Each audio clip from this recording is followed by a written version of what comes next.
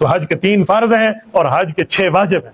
جو 3 فرض ہیں اس میں پہلا فرض ہے احرام، دوسرا فرض ہے مزدلفہ کا وقوف 9 ذی الحج کا، اور تیسرا فرض ہے طواف زیارت.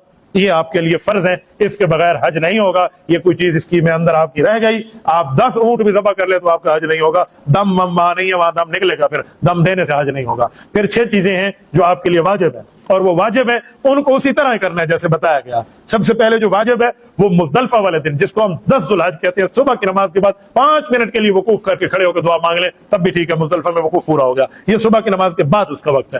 یہ ہے. اس کے بعد پھر رمی ہے، پھر رمی کے بعد پھر آپ کے لیے حلق ہے، پھر حلق کے بعد رمی ہے، رمی کے بعد آپ کے لیے قربانی ہے، قربانی کے بعد حلق ہے. یہ تینوں چیزیں واجب ہے، یاد رکھنا. پہلے رمی، پھر قربانی، پھر حلق. اسی ترتیب سے واجب ہے، ترتیب بھی آگے پیچھے نہ ہو. اور اس کے ساتھ جو 2 واجب رہ گئے، ایک ہے طواف زیارت کی سعی، اور ایک ہے اینڈ کے اوپر آخری آپ کے لیے طواف وداع. یہ 6 چیزیں ہیں. یہ میں نے 6 واجب بتائے ہیں اور 3 آپ کو فرض بتائے ہیں. یہ 9 ہو گئے. یہ 9 یاد رکھ لو، بڑی مہربانی آپ کی. ابھی میں سنتوں کے معاملات میں آپ کو نہیں ڈالا کہ حج کی سنن کیا ہے، ورنہ حج کی میں نے 22 سنتیں آپ کو بتا دی تو یہ 9 بھی آپ سے جاتے رہیں گے. بہتر ہے آپ اس پہ ٹریننگ کر لیں تو آپ کو سمجھ آ جائے گا. فرض نماز کے بعد اجتماعی دعا مانگنا کیسے ہے؟ جائز ہے.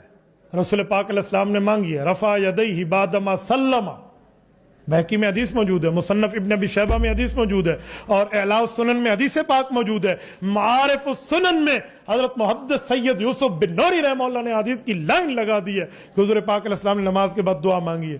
جو مولوی کہتے ہیں نہیں مانگی، اس کا مطالعہ کمزور ہے، اس کو چاہیے مطالعہ کرے. محدث یوسف بن نوری رحمہ اللہ نے معارف السنن میں پوری لائن ذکر کی ہے. دعا کے بعد میں 6 سے 7 احادیث دی ہیں. حضور پاک نے نماز کے بعد اجتماعی دعا مانگی ہے، اور اونچی بھی مانگی ہے.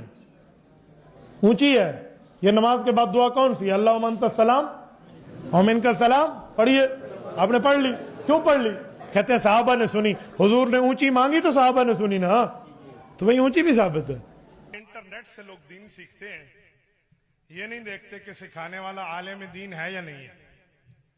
تو ایک فتنہ دنیا میں چلا ہے، جس فتنے کو انجینئر مرزا جہلمی کا فتنہ کہتے ہیں. اس نے رسول اللہ صلی اللہ علیہ وسلم، انبیاء، صحابہ کرام اور اہل بیت کے خلاف جتنی مرضی آئے اس نے زبان چلائی. اس میں ایک اس کی گستاخی حضرت معاویہ رضی اللہ عنہ کے لیے ہے. وہ یہ ہے کہ انہوں نے کہا کہ بخاری شریف کی حدیث ہے، حضور پاک نے حضرت عمار کو فرمایا کہ عمار تمہیں باغی جماعت قتل کرے گی. تو کہتے ہیں نعوذ باللہ، اس سے مراد حضرت معاویہ ہے. حالانکہ نہ حضور نے حضرت معاویہ کا نام لیا، نہ امام بخاری نے حضرت معاویہ کا نام لیا. یہ حدیث 1400 سال سے ہے.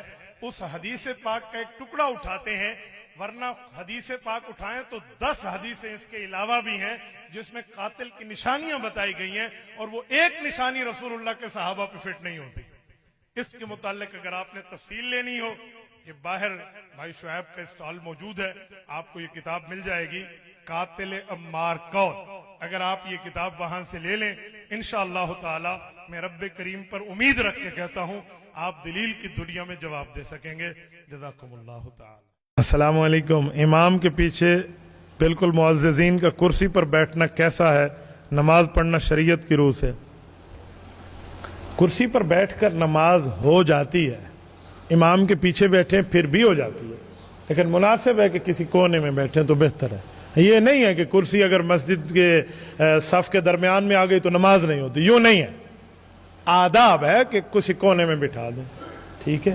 اور جو بزرگ کرسی پر بیٹھتے ہیں آ کر انہیں سمجھائیں کہ سجدہ کرسی کے اس ٹیک پہ نہ کریں جو آگے لگی ہوتی ہے آج کل لکڑی والی. سجدہ اشارے سے کریں. شریعت میں نماز کا سجدہ 2 قسم پر ہے، یا زمین پر یا اشارے سے. یہ جو بالا خوالا خراک کے نا تکیہ مکیہ پہ سجدہ کریں یا کوئی لکڑی وکڑی پر کریں، یہ ناجائز ہے. اس سے نماز میں فرق آ جائے گا. تو یا اشارہ ہے یومی ایما، اور یا بالکل وضع الجبہۃ علی الارض ہے، زمین پر اپنے ماتھے کو ٹیکنا ہے. تو اس طرح ہے.